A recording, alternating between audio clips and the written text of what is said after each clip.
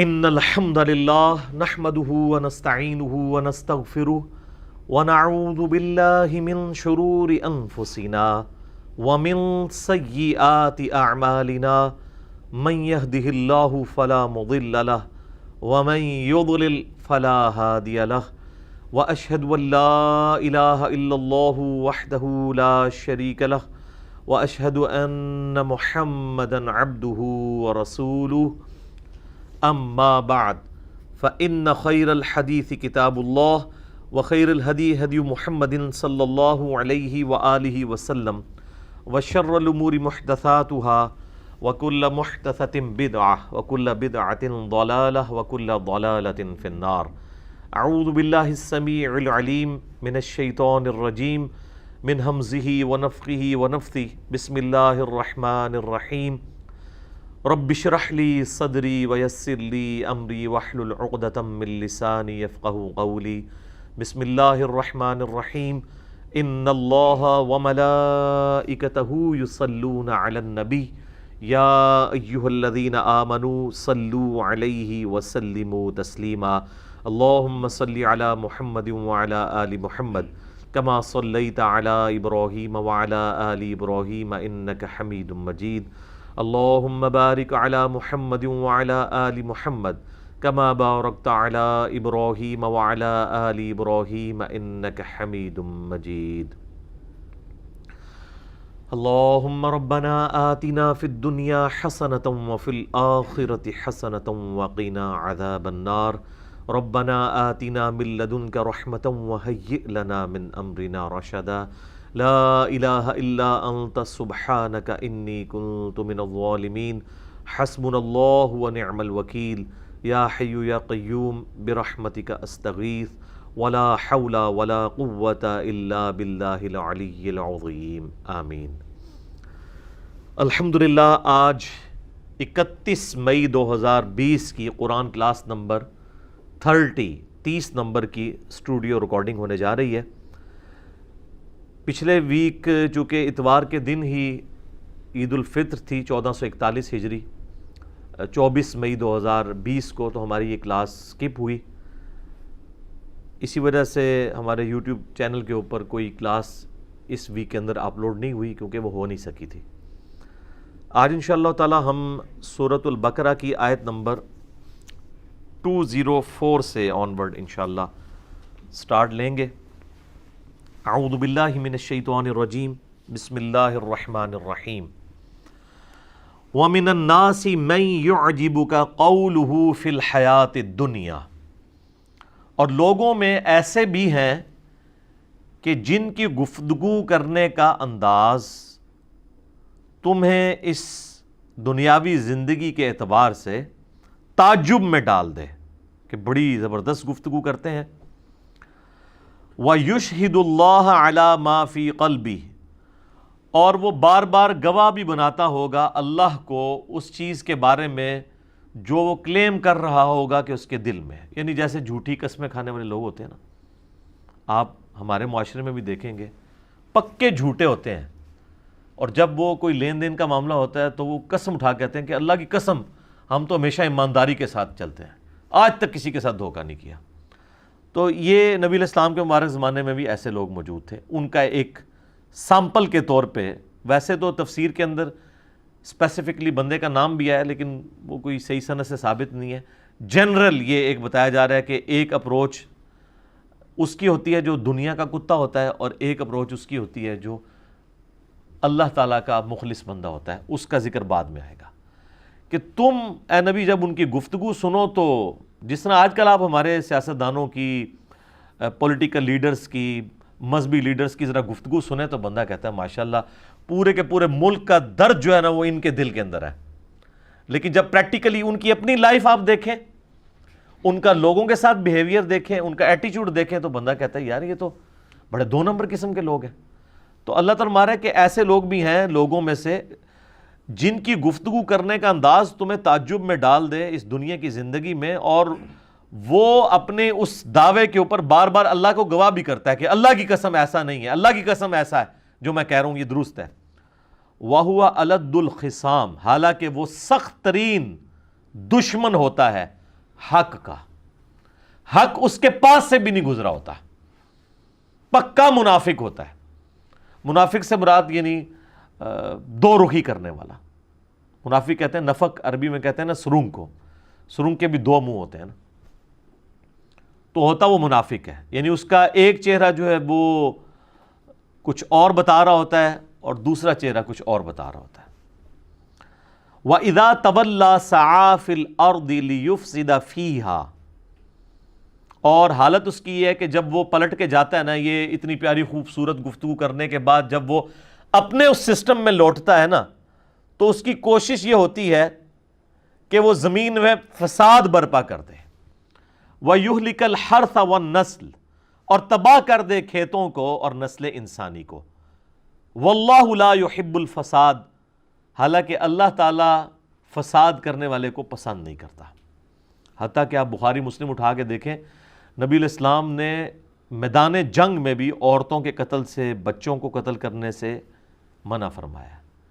اسی طریقے سے جو بچے اور عورتیں اور مرد بھی میدان جنگ میں لڑنے کے لیے مسلمانوں کے خلاف نہیں آئے تو ان کو قیدی بنانے سے، ان کو غلام اور لونڈیاں بنانے سے بھی منع کیا ہے۔ یہ جو لونڈی اور غلام کا سسٹم ہے، یہ ان لوگوں کے بارے میں جو لڑنے کے لیے آئے ہوئے ہوں، ان کی بھی ایون جو لڑنے والی عورتیں ہیں نا، ان کو بھی عورتوں کو لونڈیاں بنایا جائے گا، قتل نہیں کیا جائے گا۔ اچھا، ایک ترجمہ اس آیت کا وَإِذَا تَوَلَّى کا مطلب ہے کہ جب انہیں حکومت ملے۔ ایک تولا ہوتا ہے منہ پھیر کے جانا، ایک یہ ہے کہ وہ متولی بنایا جائے کسی جگہ کا، ایسا شخص جس طرح ہمارے کئی حکمران ہیں، وہ یعنی اب تو میرا خیال ہے اس وقت جو ہم جس سسٹم سے گزر رہے ہیں اس میں تو آپ دیکھ سکتے ہیں کہ اس وقت ہمارے جو موجودہ پرائم منسٹر صاحب ہیں، اگر آپ ان کی پرانی ویڈیوز لگا کے دیکھیں تو لگتا تھا کہ یہ یعنی اس نیشن کے نجات دہندہ اور منجی اور ہادی اور جو بھی آپ القابات کہہ سکتے ہیں نا، تو وہ یہ بن کے آئے ہیں۔ لیکن اب جو ان کے اپنے ساتھ کے وزراء کے سکینڈل سامنے آ رہے ہیں اور کیا کچھ سامنے آ رہا ہے، تو اب بالکل ہمارے جیسے جو آپٹیمسٹک قسم کے لوگ ہیں نا، وہ بھی پیسمسٹک ہو چکے ہیں کہ یار یہ تو کچھ نظر آ رہا ہے کہ کچھ بھی نہیں بننا، ہر چیز ہی الٹ چل رہی ہے۔ تو اسلام جو ہے وہ حکومت کو اللہ کے تابع اور اس کے فرامین کے تابع رکھنا چاہتا ہے۔ اسلام میں مقصد حکومت حاصل کرنا نہیں ہوتا، اور اسلامی حکومتیں جو ہیں وہ غیر اسلامی حکومتوں سے ممتاز ہی اسی بنیاد کے اوپر ہے کہ وہ اللہ کے احکامات کی پیروی کرتے ہیں۔ ہم لوگ جو ہے وہ کسی بھی مسلمان حکمران کی حکومت کو اسلامی حکومت سمجھ لیتے ہیں۔ اس اعتبار سے تو ماشاءاللہ ہماری اتنی حکومتیں رہی ہیں، پوری دنیا زیر زبر کی ہے ہم نے، لیکن اس طرح کے حکمرانوں کو ہم اس اعتبار سے نہیں دیکھ سکتے کہ یہ کوئی اسلامی حکومتیں ہیں۔ ہم ان کو بڑے بڑے لیڈرز کے طور پہ بھی اپنے حکمرانوں کو جنگجو قسم کے لیڈرز کو پیش کرتے ہیں، جس طرح آج کل آپ دیکھ رہے ہیں کہ پوری پاکستانی قوم کو جو ہے وہ ایک ڈرامے کے پیچھے ہماری حکومت نے لگا دیا ہے۔ ارطغرل ڈرامہ جو ٹرکی کا ڈب کیا ہے، وہ پی ٹی وی جس کے سبسکرائبرز جو ہے بمشکل 400-500 کے سے اوپر نہیں جاتے تھے، 1 ملین تک بھی کبھی نہیں پہنچے، اس ڈرامے کی وجہ سے انہوں نے نیا چینل بنایا اور 4 ملین سے زیادہ ہو چکے ہیں سبسکرائبر۔ تو اور پوری قوم جو ہے وہ اب یہ ڈرامہ دیکھ رہی ہے، اور اب انہوں نے جو نیا شیڈیول اس کا دیا ہے نا، اس شیڈیول کے اندر تو یہ ڈرامہ جتنی اس کی قسطیں ہیں نا، سیزن 1 2 3، اور وہ کہہ رہے ہیں کہ ہفتے میں 3 دن اس کی ایک ساتھ لگا کریں گی، فرائیڈے کو اور اس کے بعد سیچرڈے کو، سنڈے کو۔ یہ تو 3 سال تک، یعنی یہ حکومت ختم ہونے تک انشاءاللہ آپ جو ہے نا، جنہوں کہتے ہیں آرے لگے رہو گے تسی، ٹھیک ہے؟ تو آپ بس اب کوئی پرابلم ہو تو کوئی مسئلہ نہیں، آپ ارطغرل ڈرامہ دیکھیں، آپ کے پرابلم ختم ہو جائیں گے۔ یعنی دنیا کا سب سے بڑا مسئلہ یہ بنا دیا ہوا ہے۔ حالانکہ یہ جو اس قسم کے مسلمان جنگجو، ہم ان کے اخلاص میں کوئی شک نہیں کرتے، تاریخ اسلام بھری پڑی ہے ایسے لوگوں سے، لیکن اگر آپ یہ فورس ہی کریں گے، ان کو رول ماڈل کے طور پہ پیش کریں گے کہ کوئی یہ اسلامی حکومتیں بنا کے گئے ہیں، تو ایسا نہیں تھا۔ ہاں، مسلمان حکومتیں ضرور بنائی ہیں انہوں نے، اور مسلمانوں کے دفاع کے لیے کوششیں ضرور کی ہیں۔ جس طرح ایک قوم کو اپنی، یعنی قوم میں کوئی ڈومیننٹ بندہ ہوتا ہے، اسے اپنی قوم کے ساتھ ایک محبت ہوتی ہے نیچرل، تو وہ اس کے لیے کوشش کرتا ہے۔ لیکن اسلامی حکومتیں نہیں تھیں ان لوگوں کی، نہ سلطنت عثمانیہ کی حکومت اسلامی تھی، اگرچہ انہوں نے بڑے بڑے کارنامے کیے ہیں، لیکن اگر آپ ان کے آفیشل جو آئین انہوں نے بنائے ہوئے ہیں، سلطان محمد فاتح کو آپ دیکھیں، یہ 7واں سلطان تھا سلطنت عثمانیہ کا، جس نے وہ قسطنطینیہ فتح کیا، اردو میں ہم قسطنطنیہ بول دیتے ہیں، کانسٹنٹائن انگلش میں بول دیتے ہیں، یعنی رومن امپائر کا جو گڑھ تھا، جو اس وقت استنبول سٹی ہے ٹرکی کا۔ یعنی آپ دیکھ لیں کہ نبی الاسلام کی وفات کے بعد آلموسٹ 800 سال تک کوئی اسے فتح نہیں کر سکا، اور اس کی عمر صرف 25 سال تھی اس نے فتح کیا۔ جب 25 سال کیا عمر ہوتی ہے؟ بمشکل 25 سال۔ لیکن جب اس نے آئین بنایا تو اس نے یعنی اس میں لکھوایا کہ کوئی اگر میرے بعد جو سلطان بنیں گے تو جھگڑے کو ختم کرنے کے لیے جو سلطان بن جائے تو وہ اپنے چھوٹے بھائیوں کو قتل بھی کروا سکتا ہے، اور یہ آفیشلی آئین کا حصہ قرار دے دیا گیا، تاکہ جو ایک بڑا قتل و غارت ہونا ہے کہ ایک چھوٹا بھائی علیحدہ فوج بنا لے گا، اس سے چھوٹا علیحدہ بنا لے گا، تو بہتر یہ ہے کہ جو بھی سلطان بنے نا پہلے ہی تخت نشین ہو کے نا وہ جو جن کے اندر جراثیم موجود ہے نا ان کو ختم کروا دے، اور یہ آئین کا حصہ بنوا دیا۔ ایک طرف اتنا بڑا کارنامہ اور دوسری طرف حکمرانی والا جو انداز ہے وہ اسی طریقے سے۔ لہٰذا یہ جو فتوحات کو پیش کرنا یا یہ کہنا کہ جی ایک چھوٹا سا کائی قبیلہ جو ہے وہ اٹھ کے تو وہ تینوں بر اعظموں کے اوپر چھا گیا، یعنی پہلے ارطغرل، اس کا پھر بیٹا عثمان جس کے نام کے اوپر وہ سلطنت عثمانیہ، یا چونکہ وہ عربی کو جب ہم اردو میں لکھتے ہیں نا تو عثمان لکھا جاتا ہے نا تو ٹی ایچ کے ساتھ، تو وہ اوٹمان اور اوٹومانم امپائر اس طریقے سے وہ بن گئی، گریٹ اوٹومانم امپائر، حالانکہ وہ سلطنت عثمانیہ ہے تو اس کو انگلش میں وہ اس طریقے سے پروناؤنس کر دیتے ہیں۔ تو اگر اسی طریقے سے امپائرز کو یہ آپ نے دلیل بنانا ہے تو سر تاریخ انسانی کے اندر سب سے بڑی جو امپائر تھی نا وہ برٹش امپائر تھی۔ انسانیت کی تاریخ میں اتنی بڑی کبھی کوئی امپائر نہیں رہی ہے، نہ صحابہ کرام کی، نہ تابعین کی، نہ تبع تابعین کی، ان کو بھی اتنی بڑی حکومت نہیں ملی جتنی بڑی حکومت انسانی تاریخ میں، یا نبی اسلام سے پہلے بھی رومن اور پرشین امپائرز بھی اتنی بڑی امپائرز نہیں تھی۔ انسانی تاریخ میں سب سے بڑی جو امپائر ہے نا وہ برٹش امپائر ہے، جہاں پہ سورج ہی غروب نہیں ہوتا تھا۔ آسٹریلیا پورا ان کے پاس، نیچے امریکہ پورا ان کے پاس، ادھر سے افریقہ ان کے پاس، اور ماشاءاللہ انڈیا پاکستان پہ تو ویسے ہی ان کی حکومت تھی۔ یعنی یہ جو گلوب ہے نا اس کے چاروں کونے آپ لیں نا تو ان میں پورے بر اعظم ان کے پاس تھے، تو سورج غروب کہاں سے ہونا ہے؟ پاکستان، انڈیا، بنگلہ دیش کے ایگزیکٹ نیچے امریکہ ہے، اور آپ ادھر آ جائیں 90 ڈگری کے اوپر تو آسٹریلیا ہے، ادھر چلے جائیں تو افریقہ ہے۔ تو کیا آپ کہیں گے کہ ان کے ساتھ کوئی غیبی تائید تھی اللہ تعالیٰ کی؟ یہ تو اللہ تعالیٰ قرآن پاک میں فرماتے ہیں حکومتیں ہم لوگوں کے درمیان بدلتے رہتے ہیں۔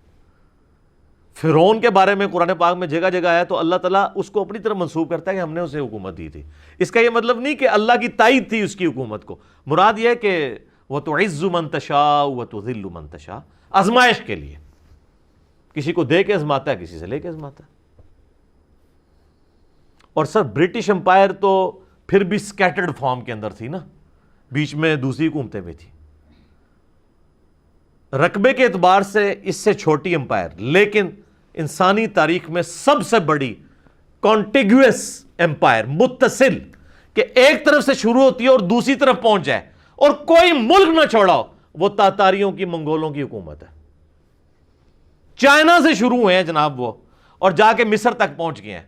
ایسے انہوں نے 100 سال کے اندر پوری دنیا کو اس طرح چاٹ لیا ہے کہ میں یقین سے کہتا ہوں کہ اس زمانے کے لوگ سمجھتے ہوں گے کہ یہ یاجوج ماجوج ہیں، کوئی شے نہیں چھوڑی۔ اور ان کے دور کے اندر مسلمانوں کے پاس ایک ملک کیا، ایک چپے کی حکومت بھی باقی نہیں رہی تھی، سوائے وہ مصر اور شام والا معاملہ، وہاں پہ بھی ہلاکو خان پہنچ گیا تھا، بس این اس ٹائم کے اوپر جو ہے نا ان کا پیچھے سے خان مر گیا تو وہ 3.5 لاکھ کی فوج لے کے واپس آ گیا اور 40,000 کا لشکر وہاں اس نے چھوڑ دیا۔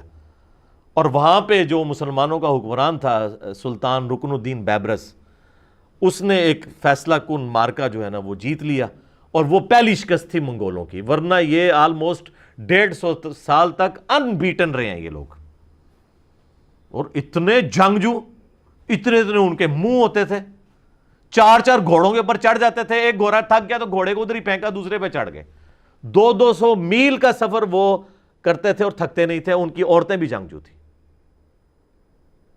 اور حالت یہ تھی کہ کسی اگر ملک میں داخل ہوتے تھے نا تو ملک پہ قبضہ صرف نہیں کرتے تھے، وہاں کوئی بھی زندہ نہیں رہنے دیتے تھے بندہ۔ ایک دن میں انہوں نے لاکھوں لوگ قتل کیے ہیں۔ یہ سقوط بغداد جب ہوئی ہے 1258 عیسوی کے اندر، سر لاکھوں بندہ، عورتیں، بچے، مرد ایک دن کے اندر انہوں نے قتل کیے ہیں۔ بغداد کی لائبریری تو الٹ دی، جو آج تک ہم پھر واپس نہیں مین سٹریم میں آ سکے سائنٹیفک فیلڈ کے اندر، وہ تو کیا ہی کیا ہے، جو لوگوں کو قتل انہوں نے کیا ہے ایک دن کے اندر۔ اور مسلمانوں کے حکمران جن کو آپ اس وقت کہتے ہیں جی سلطنت عباسیہ کے خلیفۃ المسلمین، وہ عورتوں کے درمیان بیٹھے ہوئے رقص دیکھ رہے تھے اور شراب کی حالت میں بیٹھے ہوئے تھے، اور وہ تاتاری جو ہے ان کے بارڈر پہ آ پہنچے، تو یہ اپنا اتنا زیادہ سونا اکٹھا کر کے لے گیا کہ میں ان کو مال دے کے جان چھڑا دوں گا۔ ان کا ہم نے مال کیا کرنا ہے، ہم تم لوگوں کو نہیں رہنے دیں گے، تو تمہارا مال تو ویسے ہی ہمارا ہے۔ اور واقعی یہ عذاب الہی مسلمانوں کے اوپر نازل ہوا منگولوں کی شکل میں، اور مسلمان کیا کوئی بھی نہیں بچا ان سے، کوئی جگہ نہیں انہوں نے چھوڑی۔ لیکن پھر ظاہر ہے بریک آ کے لگ گئی ان کو مصر سے، پھر آہستہ آہستہ ان کے اندر آپس میں پھوٹ پڑی اور معاملات۔ لیکن اتنی بڑی متصل حکومت انسانی تاریخ نے نہ برٹش نے دیکھی ہے، نہ رومنز نے، نہ پرشینز نے، نہ مسلمانوں نے، جو منگولوں نے دیکھی ہے۔ کہ پوری سمجھ لیں جو مین آپ کا یہ ہے نا ایشیا، ساؤتھ ایشیا اور یہ مڈل ایسٹ سے لے کے افریقہ کے بھی کارنر تک، ادھر سے یورپ تک، مکمل طور پہ کوئی ایک چپا بھی نہیں جو انہوں نے چھوڑا ہو۔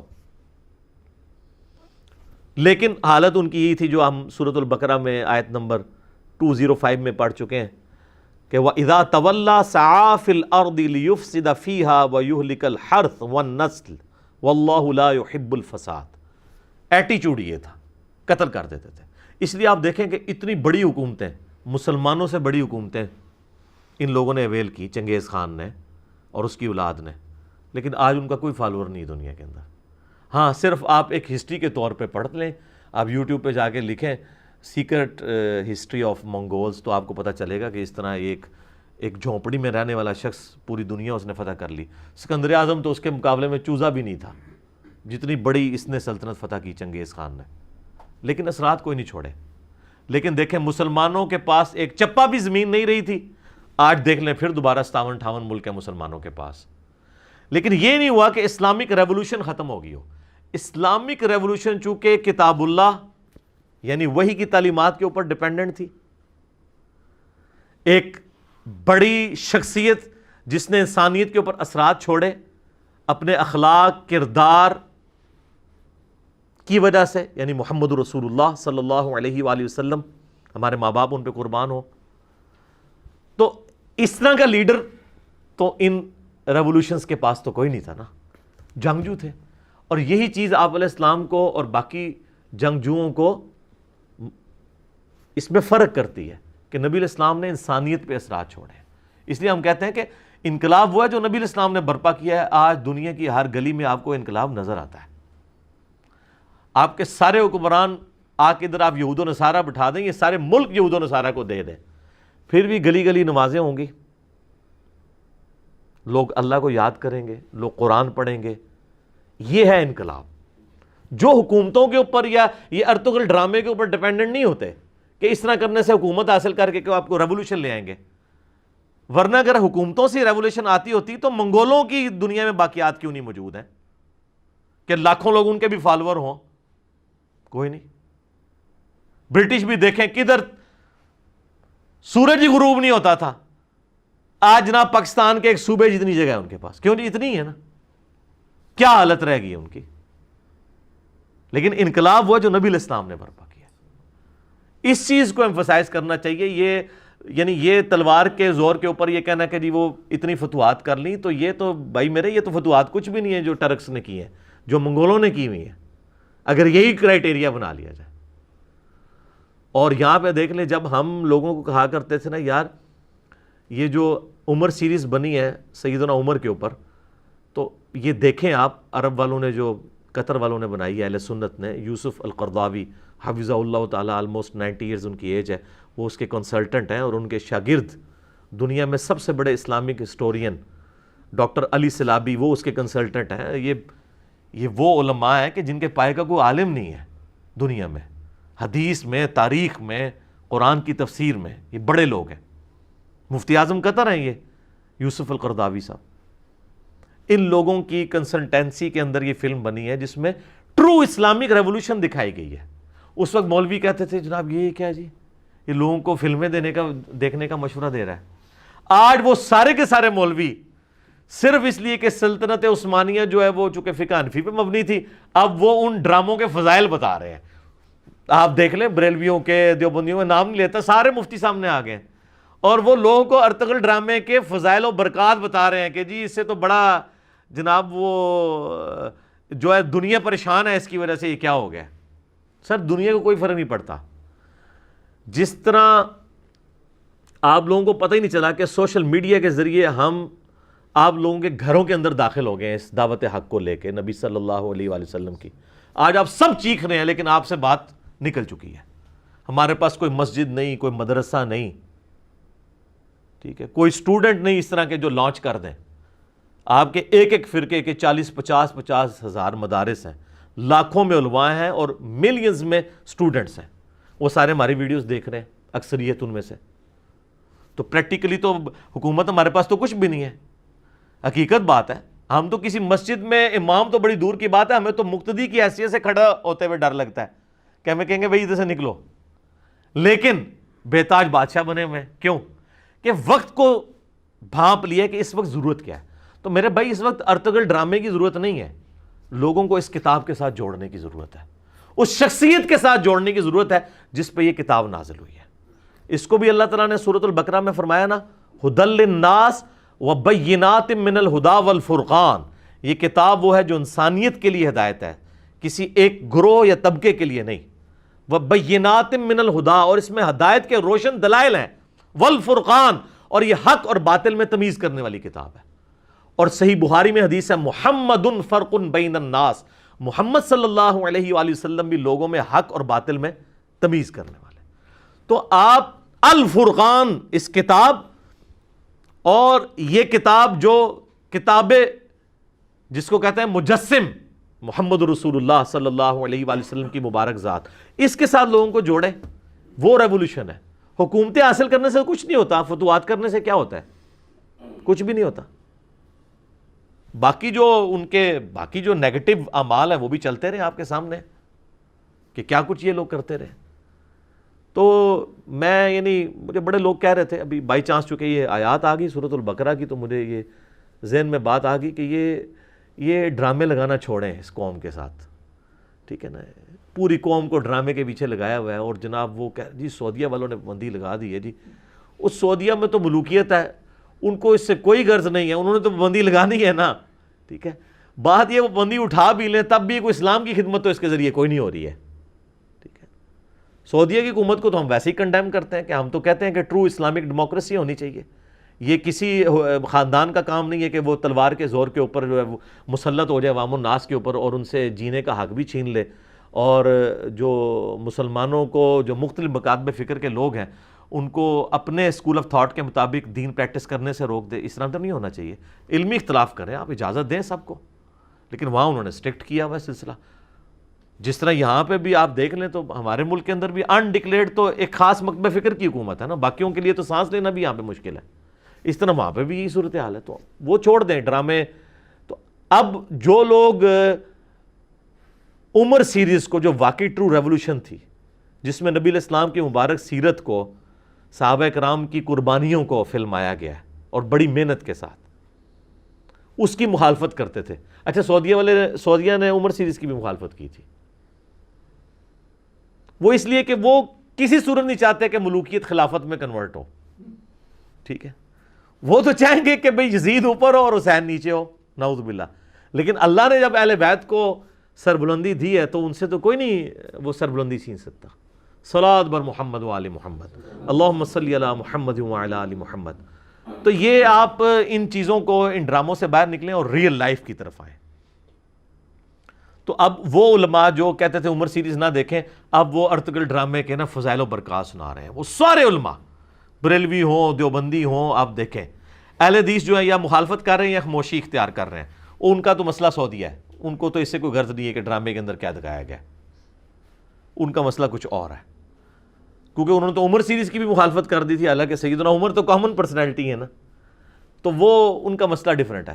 ادھر بھی اب وہ کہہ رہے ہیں کہ جی ہم نوجوانوں کو جناب وہ مشورہ دیں گے کہ جو فلمیں دیکھتے ہیں وہ یہ دیکھ کے سوئیں، چلیں یہی دیکھ لیں۔ تو سر اس کی بجائے نا ان کو بتائیں کہ آپ نے دیکھنا ہے نا تو آپ عمر سیریز دیکھیں، آپ نے دیکھنا ہے آپ اصحاب کہف دیکھیں، ٹھیک ہے جی، پیغمبر یوسف کے اوپر جو بنی ہوئی ہے ڈاکومنٹری وہ آپ دیکھیں، وہی مشورہ دینا، ٹھیک ہے۔ ادھر صرف چونکہ وہ اپنے ایک فرقے کو پروموٹ کرنا تھا کہ جی وہ چونکہ سلطنت عثمانیہ میں فقہ حنفی مکمل طور پہ رائج تھی، پھر ان لوگوں نے خانہ کعبہ شریف کے اندر 400 سال تک تقریباً 4 مصلے رکھے، یہ تو سعودی حکومت نے آ کے اٹھائے ہیں، یہ سعودی حکومت کا ایک ایسا کام ہے جو اپریشیٹ کرنا چاہیے۔ اور اب میں نے پیش گوئی کی ہے کہ قیامت تک 4 مصلے نہیں ڈال سکتے، کیوں؟ 4 کیسے ڈلیں گے؟ حنفی 2 ہیں، حنفی بریلوی اور حنفی دیوبندی، کس کا مصلہ ڈالے گا؟ اور ان کے اختلاف جو ہے وہ کس نوعیت کا آپ کو پتہ ہے۔ تو اب یہ جو لوگ کہتے تھے نا کہ 4 اماموں کے اوپر اجماع ہوا ہے، اسی اجماع کی بنیاد پہ انہوں نے جو ان کا سو کالڈ بند کمرے والا اجماع، اسی اجماع کے بنیاد کے اوپر انہوں نے 4 مصلے حرمین میں ڈالے تھے۔ اجماع ٹوٹ کیسے گیا؟ اجماع پہ تو اللہ کا ہاتھ ہوتا ہے۔ المستدرک الحاکم میں صحیح سند سے حدیث ہے 399 نمبر کہ نبی صلی اللہ علیہ وآلہ وسلم نے فرمایا اللہ تعالیٰ میری امت کو کبھی بھی گمراہی پر جمع نہیں ہونے دے گا، جماعت پہ اللہ کا ہاتھ ہے۔ اگر یہ جماعت پہ اللہ کا ہاتھ ہے اور آپ یہ کہتے ہیں یہ اجماع امت تھا 4 مصلوں والا، یہ ہاتھ اٹھ کیوں گیا اب؟ اور ایسا اٹھا ہے کہ اب دوبارہ ہوگا بھی نہیں، کنفرم کر، آپ دیکھ لیں، آپ ووٹنگ کروا لیں۔ دیوبندی بریلوی کیا یہ بھی ماننے کے لیے تیار نہیں ہوں گے کہ 1 سال مصلہ جو ہے وہ حنفی دیوبندیوں کو دے دیا جائے اور حنفی بریلویوں کو 1 سال دے دی، اس پہ بھی تیار نہیں ہوں گے، کیونکہ ان کے بزرگوں نے جو اسلامی خدمات کر دی ہیں نا۔ اعلیٰ حضرت نے 1905 میں جو کتاب لکھی ہے حسام الحرمین، جس میں انہوں نے لکھا ہے کہ علماء دیوبند کے بارے میں کہ یہ لوگ بالاجماع اسلام سے خارج ہیں، مرتد ہیں، اور ان کے اسلام میں یعنی ان کے کفر میں شک کرنے والا بھی جو ہے نا وہ کافر ہے۔ تو واجب القتل لکھ دیا انہوں نے دیوبندیوں کو، کروڑوں کو۔ اور اس کے جواب میں جب 1906 کے اندر خلیل احمد سہارنپوری نے اس کتاب کا جواب دیا تو لکھا المہند علی المفند کتاب لکھی، اس کے اندر انہوں نے لکھا کہ احمد بریلوی اور ان کی جماعت پورا ایک شیطانی لشکر ہے جو ہم علماء دیوبند رضی اللہ عنہم پر حملہ آور ہو گیا، 14ویں صدی کے مولوی رضی اللہ عنہم۔ تو جب اس لیول کا اختلاف ہو تو ایک مصلح حنفی ڈال سکتا ہے؟ تو یوٹیوب پہ میرا ایک کلپ دیکھ لیں، خانہ کعبہ میں 4 مصلے، کیا امام کعبہ حنبلی ہیں؟ تو آپ کو پتہ چل جائے گا۔ اب یہ منہ چھپاتے پھرتے ہیں، کہتے ہیں نہیں وہ بس وہ حکمت کے تحت اٹھا دیے۔ حکمت کون سی؟ اجماع کہاں سے ٹوٹ گیا آپ کا؟ تو اس کا مطلب وہ اجماع نہیں تھا، اجماع نہیں ٹوٹا کرتا، اجماع اور نہ اجماع بدلا کرتا ہے۔ اجتہاد بدل سکتا ہے، اجماع نہیں بدلتا، اجماع چلتا ہے اسی طریقے سے، اجماع کو کوئی نہیں توڑ سکتا۔ تو بات کہاں سے کہاں نکل گئی، میں نے بائی چانس اس کے اوپر ڈسکشن کر دی ہے، کیونکہ کئی لوگ ہم سے رابطہ بھی کر رہے تھے جی اس ڈرامے کے اوپر کیا ریکارڈ کروائیں جی، کچھ کراؤ جی ڈرامہ لایا تواڈے نال، چھوڑ دیو اللہ دے بندے، اس ڈرامے نو چھوڑو، تسی کتاب و سنت کی تعلیمات کی طرف آئیں اور نبی صلی اللہ علیہ وآلہ وسلم کی مبارک ذات کے ساتھ لوگوں کو چھوڑیں۔ ٹھیک ہو گیا جی؟ آ جائیں جی اب اگلی آیات کی طرف۔ وَإِذَا قِيلَ لَهُ اتَّقِ اللَّهَ، اور جب اسی قسم کے فسادی لوگوں سے کہا جاتا ہے نا کہ اللہ سے ڈرو، أَخَذَتْهُ الْعِزَّةُ بِالْإِثْمِ فَحَسْبُهُ جہنم، تو ایسا شخص اس کا اکساتا ہے اسے غرور گناہ کرنے پر، وہ جو اندر کی ایک ایگو ہے نا، جب اسے کہا جاتا ہے اللہ سے ڈر تو وہ اور بدکتا ہے اور گناہ کی طرف آمادہ ہوتا ہے۔ فحسبہ جہنم، تو ایسے کا ٹھکانہ پھر ہے جہنم، جہنم اس کے لیے پھر کافی ہوگا۔ وَلَبِئْسَ الْمِہَادُ، کیا ہی برا ٹھکانہ ہے۔ اللہم اجرنا من النار، اللہم اجرنا من النار، آمین۔ وَمِنَ النَّاسِ مَن يَشْرِي نَفْسَهُ ابْتِغَاءَ مَرْضَاتِ اللَّهِ، ہائے ہائے ہائے۔ اب یہ آ رہا ہے ایک ایمان والا جو اس کا کیا ایٹیچیوڈ ہوتا ہے۔ لوگوں میں ایسے بھی ہیں جنہوں نے اپنی جان بیچ دی ہے اللہ کی رضا حاصل کرنے کے لیے، اپنی جان بھی بیچ دی۔ سب سے بڑی چیز کیا ہے؟ جان۔ واللہ رؤوف بالعباد، اور اللہ تعالی اپنے بندوں پر مہربان ہے، ایسے بندوں کے اوپر مہربان ہے جنہوں نے اپنی جان بیچ دی ہے اللہ کو۔ سورہ توبہ میں بھی آیا نا کہ ہم نے مومنین کی جانیں اور مال جنت کے بدلے میں خرید لیے، اور پھر ساتھ آیا کہ اے اہل ایمان اس بیعت کے اوپر خوشیاں مناؤ۔ یہ ہے وہ بیعت، انہوں نے پکڑ کے دوسری والی بیعت بنا لی ہے۔ مسلمان کی بیعت تو اللہ کے ساتھ ہے، نبی علیہ السلام کے ساتھ جو بیعت ہے یا خلفائے راشدین کے ساتھ وہ بیعت خلافت ہے، یعنی وہ اللہ کے خلیفہ ہیں دنیا کے اوپر، اللہ کے ریپریزنٹیٹو۔ بیعت اللہ کی لے رہے ہیں وہ بھی، کہ ہم اس کے نائب کی حیثیت سے۔ یہ جو حضرت عیسیٰ علیہ السلام نے کہا تھا من انصاری اللہ، کون ہے جو میری مدد کرے اللہ کے لیے، تو قال الحواریون نحن انصار اللہ، تو حضرت عیسیٰ کے 12 ساتھی تھے اور ہے بھی وہ دھوبیوں کو بات سمجھ آ گئی۔ حضرت عیسیٰ علیہ السلام گلیلی جھیل کے کنارے جا کے نا ان جو دھوبی کپڑے دھونے آیا کرتے تھے ان کو دعوت دی، باقیوں سے نے تو قبول نہیں کی، انہوں نے قبول کر لی، تو انہوں نے کہا ہم اللہ کے لیے آپ کے ساتھی۔ تو حضرت عیسیٰ علیہ السلام بھی اللہ کے لیے اپنے ساتھ لوگوں کو اٹیچ کر رہے تھے۔ پیغمبر اٹیچ کرتا ہے اللہ کے لیے، پیغمبر اپنی ذات کے لیے نہیں اٹیچ کرتا۔ سورہ نساء کے اندر بھی آیا ہم نے کوئی بھی رسول بھیجا نا وہ اللہ کے اذن کے ساتھ اللہ کی طرف بلاتا تھا، اپنی طرف نہیں۔ سورہ آل عمران میں بھی آیا، اللہ تعالیٰ فرماتا ہے کبھی ایسا نہیں ہوا کہ ہم کسی پیغمبر کو نبوت اور جو ہے وہ اپنا حکم دے کر بھیجیں اور لوگوں سے وہ یہ کہنا شروع کر دے کہ لوگوں اللہ کو چھوڑ کے میری عبادت کرو، بلکہ وہ تو کہے گا کونو ربانیین، اللہ والے بن جاؤ۔ تو جب پیغمبروں کا یہ سٹیٹس ہے تو سر یہ پیر فقیر بابے بزرگ ان کی تو کوئی حیثیت ہی نہیں ہے، یہ تو اللہ کے ریپریزنٹیٹو بھی نہیں ہے، نہ اللہ ان کو اون کرتا ہے۔ پیغمبروں کے پیچھے تو اللہ کھڑا ہے نا، کتابیں ان کو دی ہیں نا، ان کو بھی اللہ کہہ رہا ہے کہ میرے اذن سے میری طرف بلانا ہے، اپنے آپ کو بیچ میں بوت نہیں بنانا۔ قل یا اہل الکتاب تعالوا الی کلمۃ سواء بیننا وبینکم الا نعبد الا اللہ، اہل کتاب آؤ ہم اس ایک بات پہ اکٹھے ہو جائیں جو تم میں اور ہم میں کامن ہے، کہ ہم عبادت نہ کریں مگر ایک اللہ کی، اور آپس میں ایک دوسرے کا رب نہ مان لیں۔ اور اے نبی اگر یہ منہ پھیر دیں تو کہو کہ تم گواہ ہو جاؤ کہ میں نے تو سر تسلیم خم کر دیا اپنے رب کے سامنے۔ تو انبیاء اس لیول کی دعوت پیش کرتے ہیں، اور انبیاء کے پیٹرن پہ جو ان کے ماننے والے لوگ ہیں وہ بھی آپ ان کو دیکھیں گے وہ کبھی بھی اپنی ذات کے ساتھ نہیں چھوڑیں گے۔ یہ پہلا اور آخری لٹمس ٹیسٹ یہ ہے کہ جو دعوت اللہ کے لیے دے رہا ہے اس کے بعد اینڈ رزلٹ کیا ہے، وہ اپنے ساتھ جوڑ رہا ہے یا اللہ رسول کے ساتھ جوڑ رہا ہے۔ یہ آپ کو فرق نظر آ جائے گا کہ وہ خود تو نہیں بت بن گیا، تو آپ سمجھ لیں پھر اس کی دعوت جو ہے نا وہ شخصیت پرستی کی دعوت ہے۔ تو اللہ تعالیٰ ہمارا لوگوں میں ایسے لوگ بھی ہیں کہ جن لوگوں نے تو اپنی جان بیچ دی اللہ کے لیے، اور اللہ تعالیٰ جو ہے وہ ایسے بندوں کے اوپر مہربان ہے۔ اور اب مسلمانوں کو بتایا جا رہا ہے تمہارا ایٹیچیوڈ کیا ہونا چاہیے۔ یا ایھا الذین آمنوا ادخلوا فی السلم کافہ، اے اہل ایمان پورے کے پورے اسلام میں داخل ہو جاؤ۔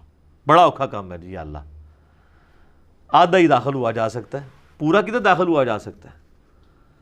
آپ دیکھ لیں کہ رمضان کا خدا اور ہو جاتا ہے لوگوں کا، اور غیر رمضان کا اور ہو جاتا ہے۔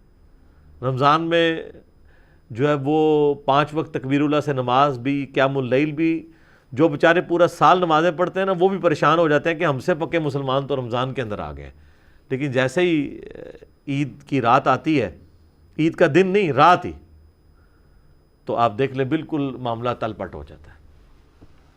تو اسلام میں پورے کے پورے داخل ہو جائے۔ مراد یہ ہے کہ اسلام کی کچھ چیزیں آپ کو پسند ہوں گی تو وہ تو ظاہر آپ اڈاپٹ کریں گے۔ جیسے لوگ کہتے ہیں نا جناب وہ جی حلوہ کھانا سنت ہے جی، وہ جی بکری کا گوشت نبی صلی اللہ علیہ وسلم کو پسند تھا، کس کو کہا جانا ہے یار موٹا گوشت کھاؤ، کہتے ہیں نہیں یار وہ موٹا گوشت بیماری ہوتا ہے۔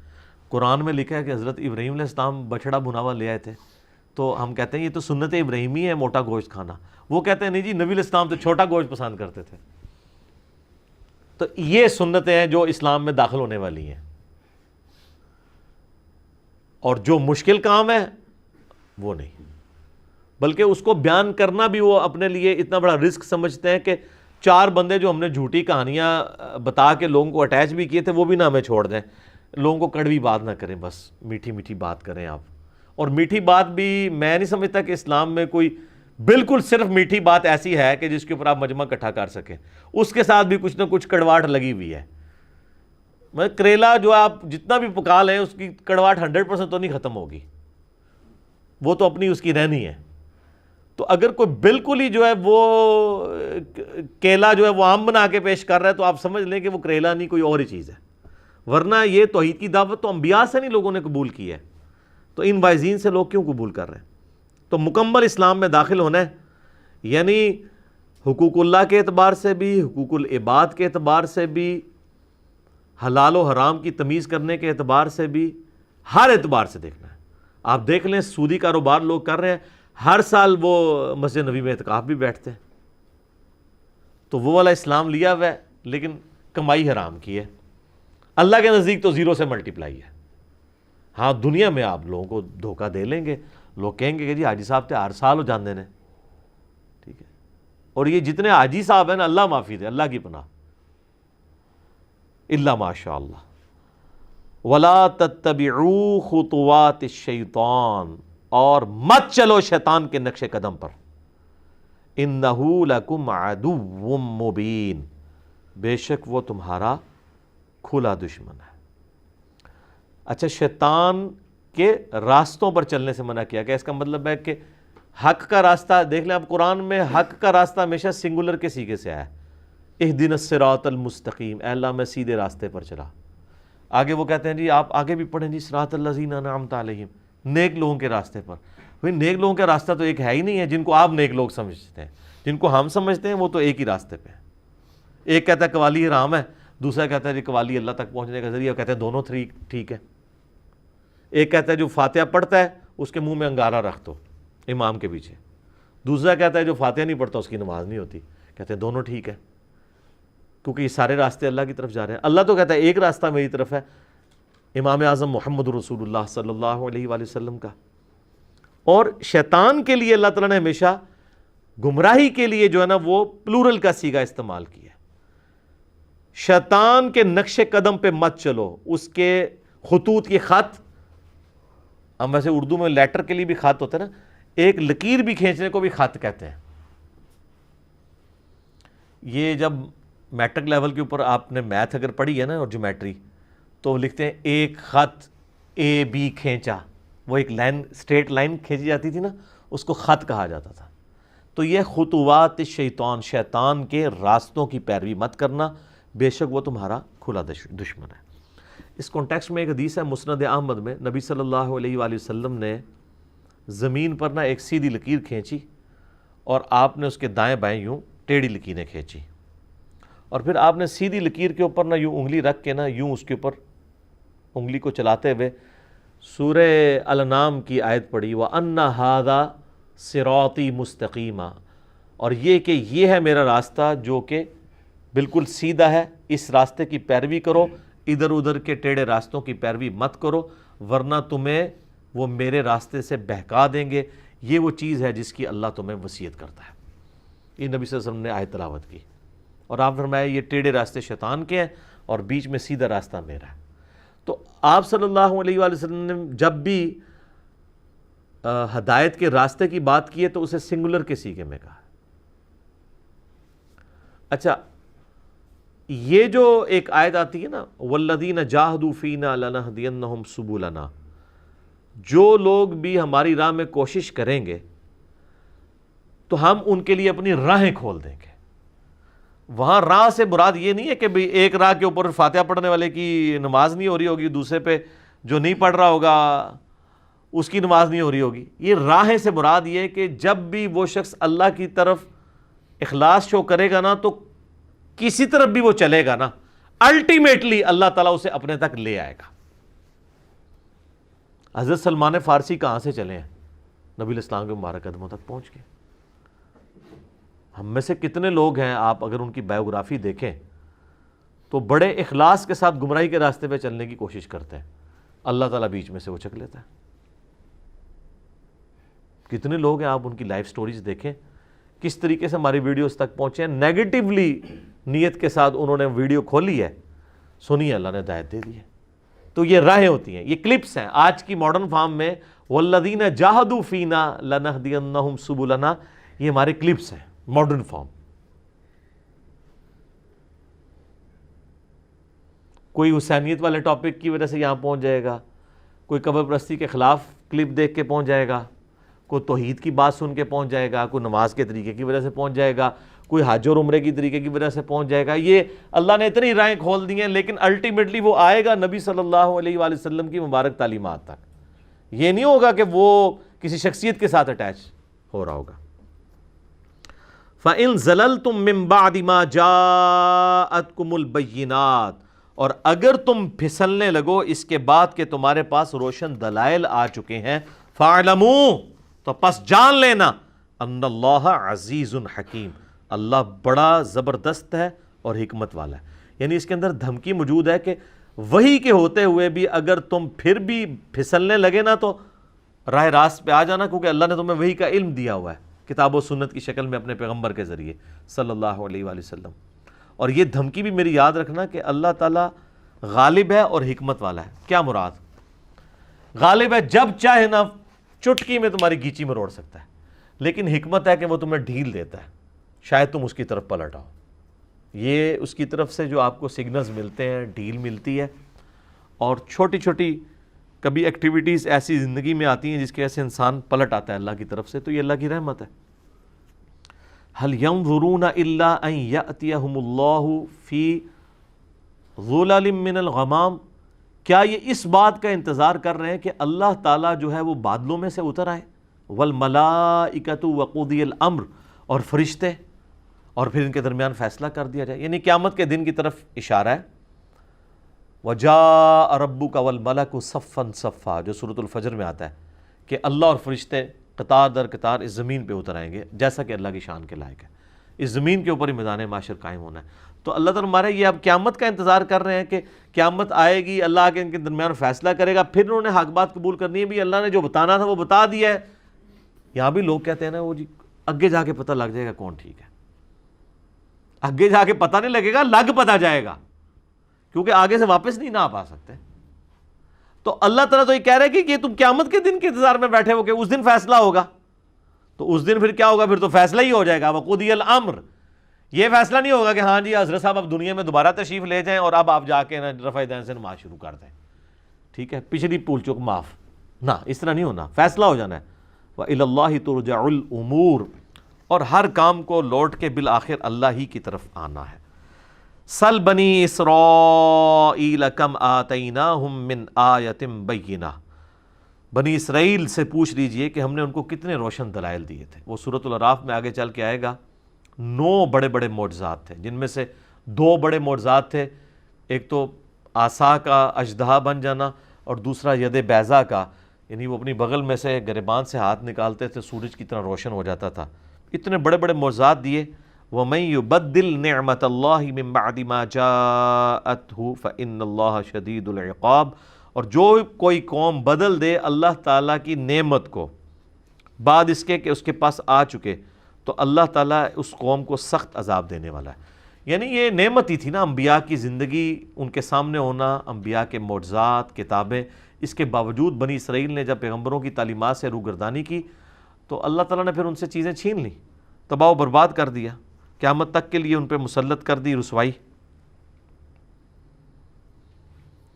زُيِّنَ لِلَّذِينَ كَفَرُوا الْحَيَاةُ الدُّنْيَا، اللہ نے جو کافر ہے نا ان کے لیے دنیا کی زندگی مزین کر دی ہے، بڑی آراستہ کر دی ہے۔ وَيَسْخَرُونَ مِنَ الَّذِينَ آمَنُوا، اور وہ مذاق اڑاتے ہیں اس دنیا کی زندگی میں اہل ایمان کا۔ وہ پارہ نمبر 30 میں آگے چل کے آئے گا، پھر قیامت والے دن اہل ایمان ان کا مذاق اڑا رہے ہوں گے، جس طرح دنیا میں یہ اہل ایمان کا مذاق اڑایا کرتے تھے۔ والذین اتقوا فوقہم یوم القیامہ، جبکہ پرہیزگار قیامت والے دن ان کے اوپر ہوں گے۔ دنیا میں تو ٹھیک ہے، اگر کسی نے بظاہر کوئی مفلسی کی زندگی گزار لی یا تکلیف کی زندگی گزاری، ایمان پر قائم رہا، حلال و حرام کا فرق کرتا رہا، تو الٹیمیٹلی جو ہمیشہ کی زندگی ہے وہ تو اہل ایمان کو ملنے والی ہے۔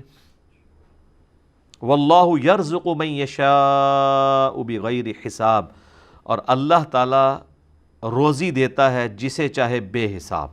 روزی سے مراد آپ صرف کھانے پینے کا رزق نہیں، اللہ کی ہر نعمت کو قرآن میں رزق کہا گیا ہے۔ اچھی صحت، اچھی بیوی، اولاد، دنیا کی ہر نعمت اللہ کا رزق ہے۔ تو اللہ تعالیٰ جسے چاہتا ہے وہ بغیر حساب و کتاب کے عطا فرمانے والا ہے۔ اچھا، یہ اگلی آیت آپ دیکھ رہے ہیں، ایک طویل آیت آ رہی ہے، 213 نمبر آیت سورۃ البقرہ کی۔ یہ آیت الاختلاف ہے۔ جس طرح احادیث کے بھی آپ نے نام سنے ہوں گے نا، حدیث قرطاس، حدیث غدیر خم، حدیث افک، ٹھیک ہے، اسی طریقے سے قرآن پاک کی آیات بھی ہیں جن کے مختلف نام ہیں۔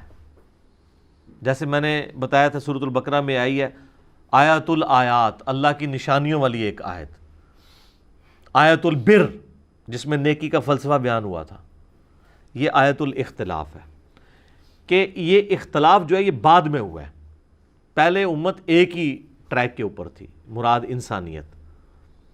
کان الناس امۃ واحدہ، ابتدا میں تو سب کے سب لوگ ایک ہی ملت کے اوپر تھے، یعنی ایک اللہ کے ماننے والے تھے، موحد تھے۔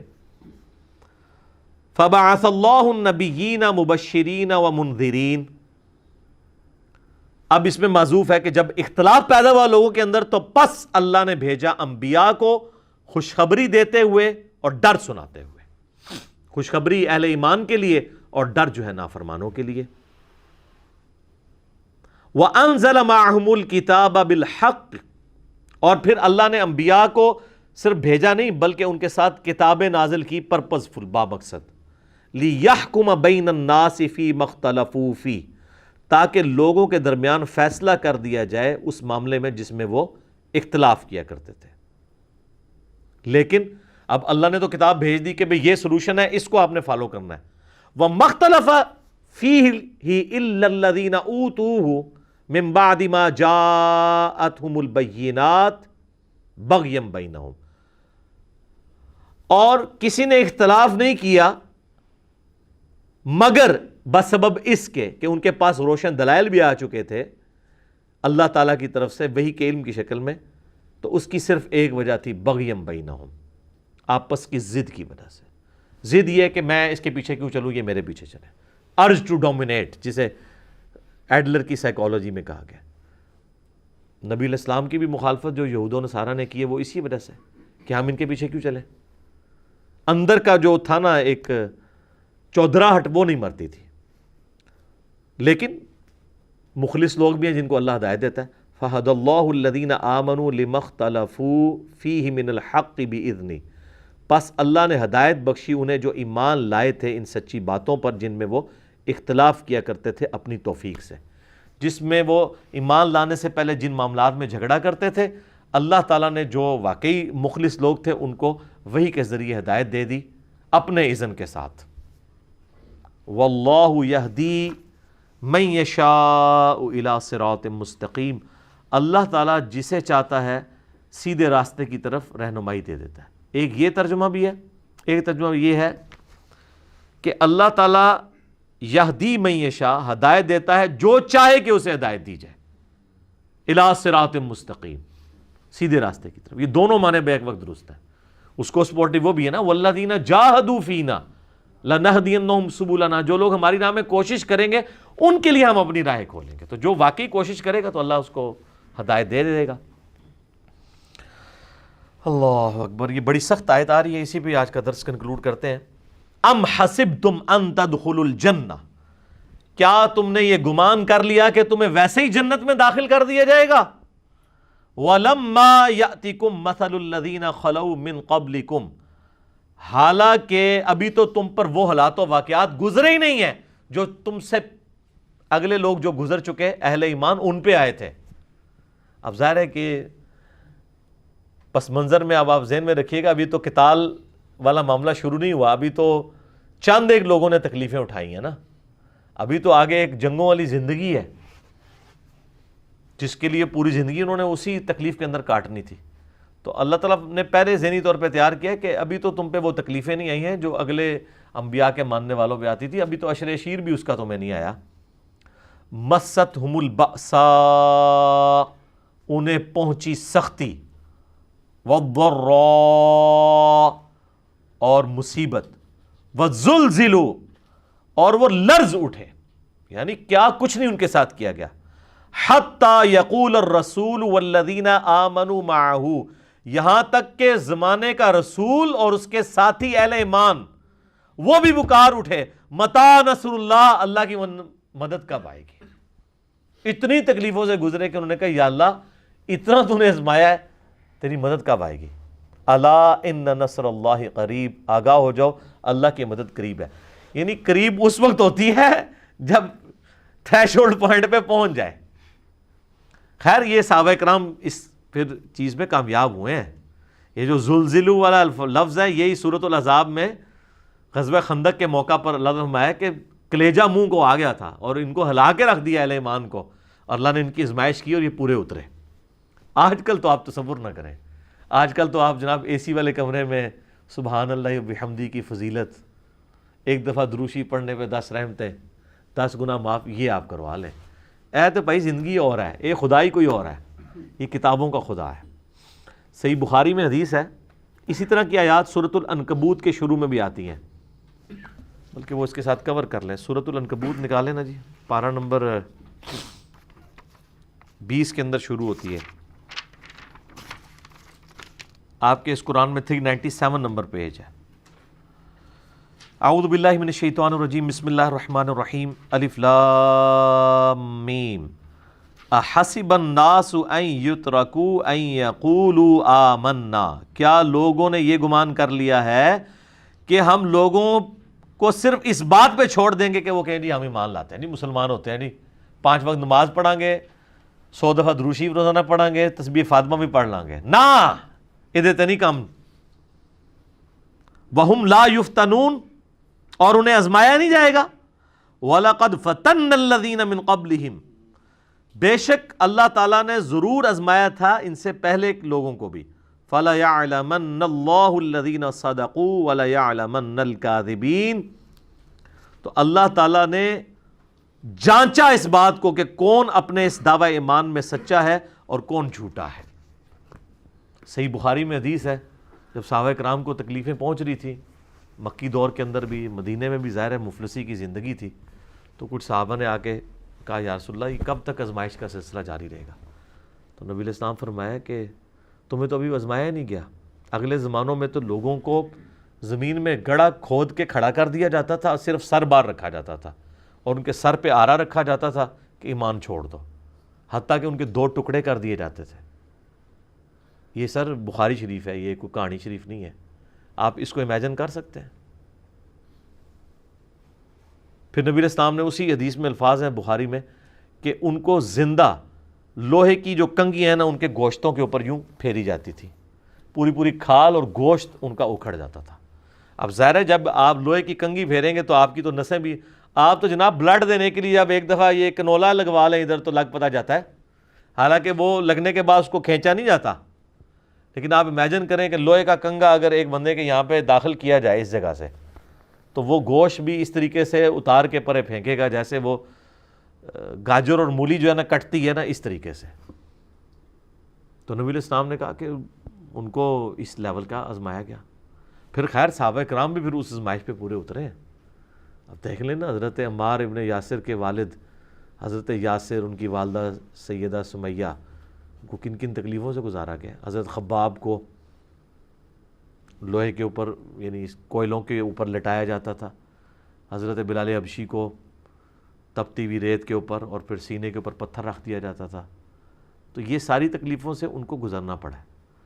تو یہ جو لوگ دعویٰ کرتے ہیں نا جی تیرے ہوتے جنم لیا ہوتا، نبی علیہ السلام کی زیارت کرنے سے کوئی صحابی نہیں یہ بن گئے ہوئے، صرف انہوں نے جو تکلیفیں کاٹی ہیں وہ ہم لوگ امیجن بھی نہیں کر سکتے. اور انہی تکالیف کی وجہ سے جو لوگ منافقین تھے ان کا یعنی نفاق کھل گیا، وہ ایمان قبول کرنے کے لیے تیار نہیں ہوئے۔ کافروں کو آپ دیکھیں تو میں تو اکثر کہتا ہوں کہ ابو جہل کو تو کلمے کی سمجھ آ گئی تھی کہ کلمے کا مطلب ہے کہ میری مرضی نہیں چلے گی اب، تو اس نے کہا میں نہیں پڑھتا، میں نے تو اپنی مرضی کی زندگی گزارنی ہے۔ واللہ اگر اسے یہ پاکستان کے شناختی کارڈ والی آفر دی جاتی نا کہ صرف کلمہ پڑھ لے، باقی جو مرضی کر، کوئی مسئلہ نہیں، اپنی مرضی زندگی گزار، تو اس نے آفر قبول کر لینی تھی۔ اور اسی چیز کو منافقت کہا جاتا ہے۔ اس لیے آپ دیکھیں گے قرآن میں اللہ تعالیٰ کا غصہ اگر 10% ہے نا کافروں کے اوپر، تو 100% منافقین کے اوپر ہے۔ حتیٰ کہ سورہ نساء میں 80 سے زیادہ آیات منافقین کے اوپر آئیں گی، اور اس کا کلائمیکس ہے وہ اللہ تعالیٰ فرماتا ہے کہ منافقین دوزخ کی سب سے نچلی گھاٹی کے اندر ہے، کافروں سے بھی نچلی گھاٹی میں، کیونکہ وہ چاہتے ہیں کہ دنیا بھی ہم اپنی مرضی کی گزاریں اور آخرت بھی۔ ایسے تو نہیں ہو سکتا، دو میں جہانی مٹھے باؤ، اس طرح نہیں ہو سکتا۔ جب آپ اللہ کے لیے زندگی گزاریں گے تو آپ کا دنیا کا نقصان ہوگا، اور اگر آپ کا دنیا کا نقصان نہیں ہو رہا، ہر چیز بڑی ہیپی ہیپی چل رہی ہے، بلکہ جب سے دین پہ چلے ہیں تو اللہ کا فضل و کرم ہی ہو گیا ہے، تو یہ سمجھ لیں آپ دین کے اوپر کو نہیں چل رہے۔ ٹھیک ہے، ایسا ہوتا نہیں ہے، کیونکہ اللہ نے تو انبیاء کو نہیں اور صحابہ کو اور اہل بیت کو آزمائش کے بغیر نہیں چھوڑا، تو باقی لوگ کیا ہیں؟ اچھا یہاں مرضی کی زندگی گزارتے ہیں، اور جب ہم آزمائشوں کی بات کرتے ہیں وہ کہتے ہیں نہیں جی وہ تو ہستی بڑی اونچی تھی نا، ہم تو اس قابل ہی نہیں ہیں۔ اچھا تو ان کو کہ پھر آپ پھر جنت کے بھی قابل نہیں ہیں، نہیں کہیں گے نہیں جنت میں پڑوس انہی ہستیوں کا مل جائے، ایسے تو نہیں ہو سکتا نا سر۔ کہ لوگوں کی خواہش نہیں ہے کہ صحابہ کا، اہل بیت کا، انبیاء کا پڑوس ملے، اور دوسری طرف آزمائش کی بات کرے کہتے ہیں ہم تو اس قابل ہی نہیں، یا اللہ ہمیں آزمائی نا۔ یہ تو اس طریقے سے ہے کہ یا اللہ ہم پیپر دینے کے قابل نہیں ہیں، ہمیں بغیر پیپر کے ہمارا میرٹ بن جائے۔ جس طرح آج کل وہ کہہ رہے ہیں جی کرونا کی وجہ سے جو ہے وہ پچھلے سال جتنے نمبر تھے اسی پرسنٹیج کے حساب سے نمبر دے کے تو اگلی کلاس میں کر دیں گے۔ یہ کتنا بڑا دھوکہ دے رہے ہیں، اس طریقے سے بچوں کے ساتھ کتنی بڑی دشمنی کر رہے ہیں۔ اس کی بجائے تو اسی کلاس کو رپیٹ کروا لیں، وہ بہتر ہے۔ یہ دھوکے کے ساتھ لوگوں کو آپ آگے لے کے جانا چاہ رہے ہیں تاکہ بعد میں بھی وہ ذلیل و خوار ہوتے رہیں۔ ظاہر ہے جو چیزیں کورس نہیں پڑھا ہوا ہوگا تو آگے پھر ذلت ہی کاٹنی پڑے گی۔ ٹھیک ہو گیا جی، انشاءاللہ تعالیٰ اگلی دفعہ ہم سورۃ البقرہ کی آیت نمبر 215 سے آن ورڈ انشاءاللہ سٹارٹ کریں گے۔ اللہ تعالیٰ سے دعا ہے جو حق بات میں نے کہی اللہ تعالیٰ ہمارے دلوں میں راسخ فرمائے، اگر جس بات میں میرے منہ سے کوئی غلط بات نکل گئی تو اللہ تعالیٰ ہمارے دلوں سے معاف کر دے، ہمیں کتاب و سنت کی تعلیمات پر عمل کر کے دوسرے بھائیوں تک پہنچانے کی توفیق عطا فرمائے۔ سبحانک اللہم و بحمدک، اشہد ان لا الہ الا انت، استغفرک و اتوب الیک، وما علینا الا البلاغ المبین۔ جزاکم اللہ خیرا۔